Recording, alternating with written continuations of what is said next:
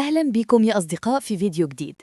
هل سبق وقرأت كلمة إنجليزية وشعرت أنك تعرفها لكن في الجملة كان معناها مختلفا تماما؟ في اللغة الإنجليزية الكلمة الواحدة قد تفتح لك أبوابا من المعاني. اليوم جمعت لكم 40 كلمة ومصطلحا من أهم الكلمات التي نستخدمها يوميا، وسنشرح كل معانيها بأمثلة واضحة. حضروا كوب القهوة، ورقة وقلم، ويلا بينا نبدأ. 1. regret. المعنى الأول فعل، يندم على شيء فعله أو لم يفعله. مثال إنجليزي: I deeply regret my harsh words. الترجمة: أنا أندم بشدة على كلمات القاسية. المعنى الثاني اسم، شعور الندم أو الأسف. مثال إنجليزي: My only regret is not studying harder. الترجمة: ندمي الوحيد هو عدم المذاكرة بجد أكبر. وقفة قصيرة. سؤال للمشاهدين: What is your biggest regret؟ شاركونا في التعليقات. 2. ground. المعنى الأول اسم، الأرض، السطح الذي نمشي عليه. مثال إنجليزي: The cup fell on the ground. الترجمة: سقط الكوب على الأرض. المعنى الثاني اسم، سبب أو أساس لموقف معين، غالباً تجمع grounds. مثال إنجليزي: He resigned on medical grounds. الترجمة: لقد استقال لأسباب طبية. المعنى الثالث فعل، يمنع شخصاً من الخروج كعقاب أو يمنع طائرة من التحليق. مثال إنجليزي: My parents decided to ground me for a week. الترجمة: قرر والداي منعي من الخروج لمدة أسبوع. 3. regard. المعنى الأول فعل، يعتبر أو ينظر إلى شخص أو شيء بطريقة معينة. مثال إنجليزي: I regard him as my best friend. الترجمة: أنا أعتبره كأفضل صديق لي. المعنى الثاني اسم، احترام أو تقدير. مثال إنجليزي: She has a high regard for her teacher. الترجمة: هي تكن احتراما كبيرا لمعلمها. 4. turning down. المعنى الأول فعل مركب، يرفض عرضا أو طلبا. مثال إنجليزي: She is turning down the job offer. الترجمة: هي ترفض عرض العمل. المعنى الثاني فعل مركب، يخفض الصوت أو الحرارة. مثال إنجليزي: He is turning down the volume of the TV. الترجمة: هو يخفض صوت التلفاز. وقفة قصيرة. سؤال للمشاهدين: هل سبق واضطررت لرفض عرض مغر؟ Turning down an offer. 5. soluble. المعنى الأول صفة، قابل للذوبان للمواد. مثال إنجليزي: Sugar is soluble in water. الترجمة: السكر قابل للذوبان في الماء. المعنى الثاني صفة، قابل للحل للمشاكل. مثال إنجليزي: This mathematical problem is easily soluble. الترجمة: هذه المشكلة الرياضية قابلة للحل بسهولة. 6. grandparents. المعنى اسم، الأجداد، الجد والجدة معا. مثال إنجليزي: My grandparents live in a small village. الترجمة: أجدادي يعيشون في قرية صغيرة. 7. recall. المعنى الأول فعل، يتذكر أو يسترجع من الذاكرة. مثال إنجليزي: I cannot recall his name right now. الترجمة: لا أستطيع تذكر اسمه الآن. المعنى الثاني يستدعي أو يسحب منتجاً من السوق بسبب عيب. مثال إنجليزي: The company decided to recall the defective cars. الترجمة: قررت الشركة سحب السيارات المعيبة. 8.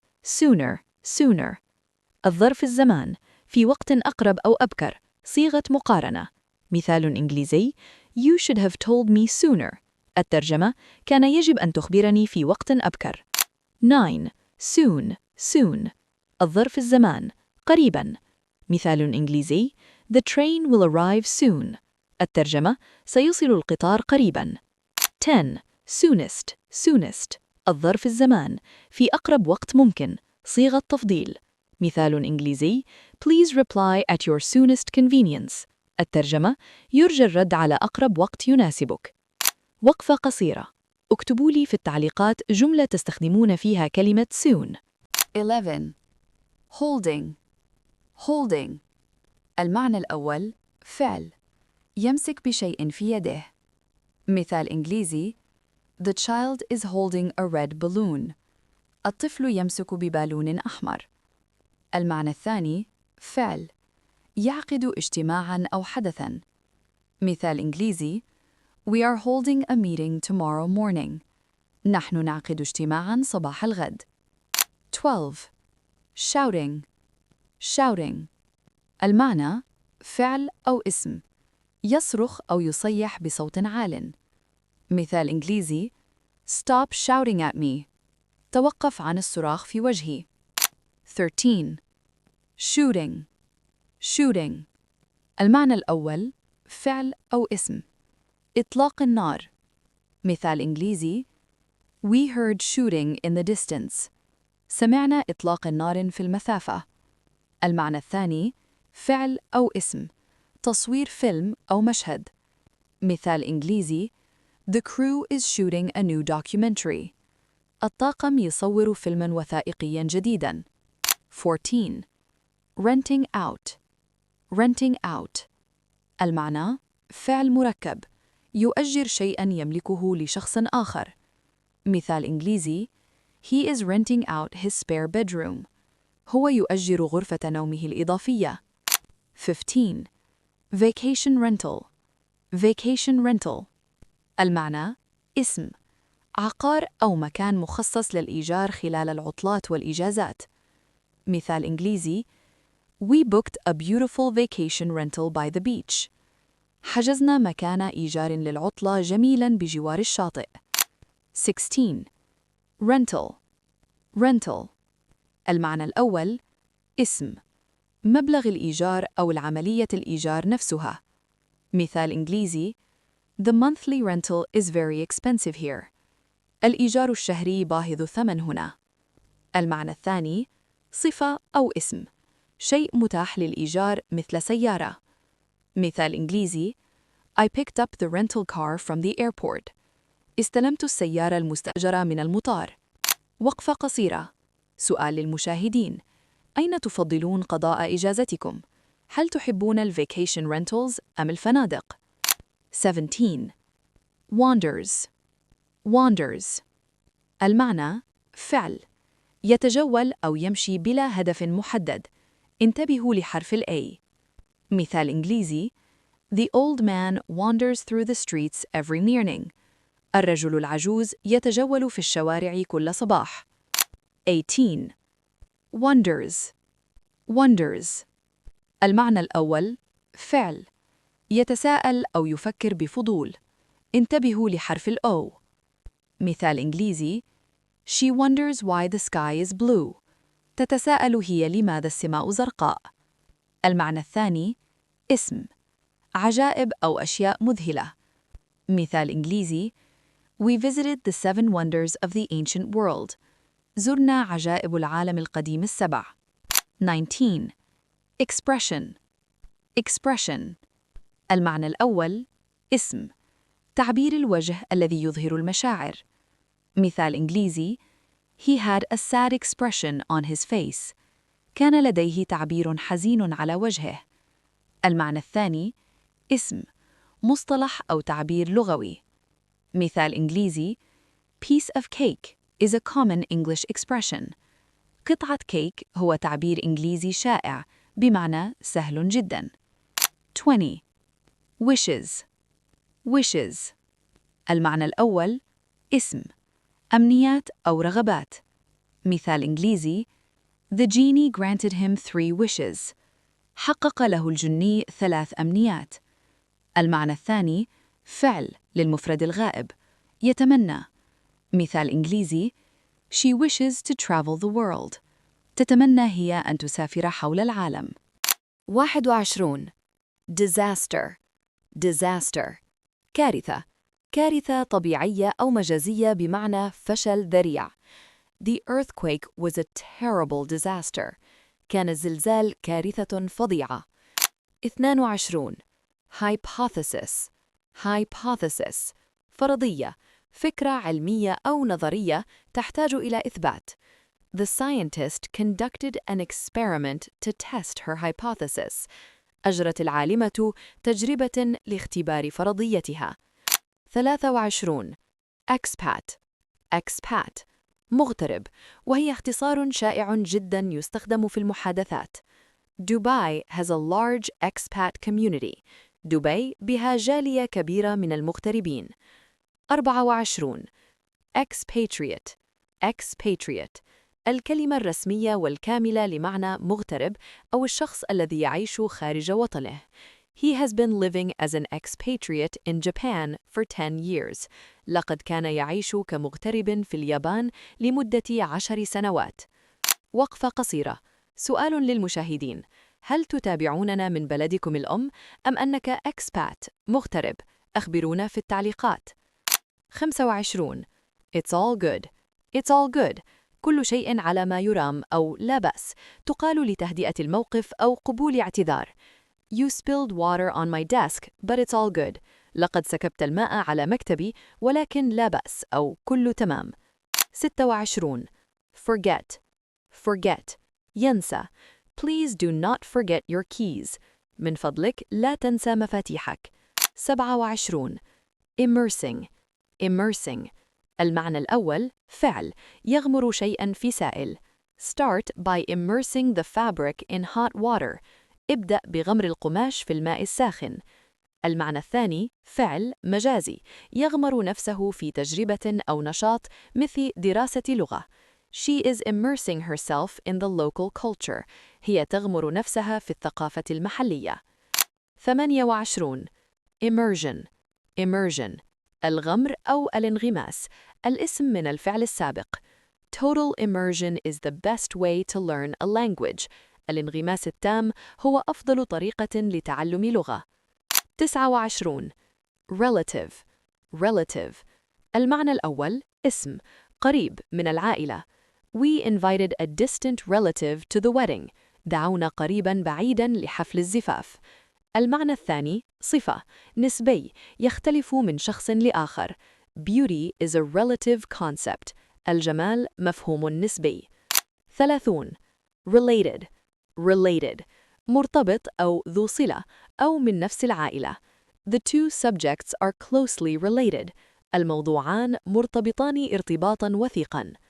31. Relevant. Relevant. وثيق الصلة بالموضوع الحالي أو مهم في السياق.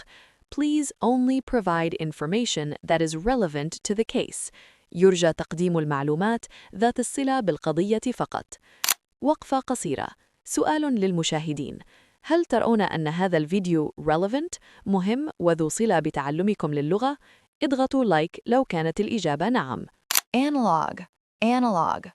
المعنى صفة تناظري أو تقليدي عكس كلمة رقمي digital. مثال إنجليزي I prefer wearing an analog watch. الترجمة أفضل ارتداء ساعة تناظرية أي بعقارب. 33. Symmetric. Symmetric. المعنى صفة متماثل أو متطابق نصفه الأيمن يطابق الأيسر. مثال إنجليزي The butterfly's wings are perfectly symmetric. الترجمة أجنحة الفراشة متماثلة تماماً. 34. Symmetrize. Symmetrize. المعنى فعل يجعله متماثلاً أو يوازن بين شيئين. مثال إنجليزي The architect tried to symmetrize the building's facade. الترجمة حاول المهندس المعماري جعل واجهة المبنى متماثلة. 35. Relativity. Relativity. المعنى اسم النسبية النظرية العلمية لأينشتاين أو حالة كون الشيء نسبياً. مثال إنجليزي Einstein's theory of relativity changed physics forever. الترجمة نظرية النسبية لأينشتاين غيرت الفيزياء للأبد. 36. Relativism. Relativism. المعنى اسم النسبية كمذهب فلسفي يرى أن الحقيقة والأخلاق ليست مطلقة بل تعتمد على السياق. مثال إنجليزي Moral relativism argues that right and wrong vary across cultures. الترجمة تجادل النسبية الأخلاقية أن الصواب والخطأ يختلفان باختلاف الثقافات. 37. Relational. Relational. المعنى صفة علاقي يتعلق بالعلاقات وتستخدم كثيراً في التكنولوجيا قواعد البيانات. مثال إنجليزي The software uses a relational database. الترجمة: البرنامج يستخدم قاعدة بيانات علاقائية. 38. Relevance. المعنى: الصلة أو الأهمية في سياق معين. مثال إنجليزي: I don't understand the relevance of your question.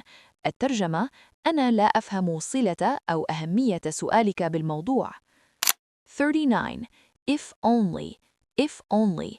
المعنى: تعبير لو أن فقط. يستخدم للتعبير عن تمني شيء صعب أو مستحيل الحدوث أو للندم. مثال إنجليزي: If only I had more time to study. الترجمة: لو أن لدي فقط المزيد من الوقت للمذاكرة. 40. Analogous. المعنى: صفة، مشابه أو مماثل في الوظيفة أو الخصائص. مثال إنجليزي: The human brain is often considered analogous to a computer. الترجمة: غالباً ما يعتبر الدماغ البشري مشابهاً أو مماثلاً لجهاز الكمبيوتر. Syllable. تعني بالعربية مقطعاً لفظياً. أمثلة توضيحية: كلمة تتكون من مقطع واحد one syllable. dog تنطق دفعة واحدة. book كلمة تتكون من مقطعين two syllables. water teacher كلمة تتكون من 3 مقاطع 3 syllables. banana computer وهكذا يا أصدقاء، نكون قد وصلنا لنهاية رحلتنا مع هذه الكلمات 40. أتمنى أن تكونوا قد اكتشفتم معاني جديدة لم تكونوا تعرفونها من قبل.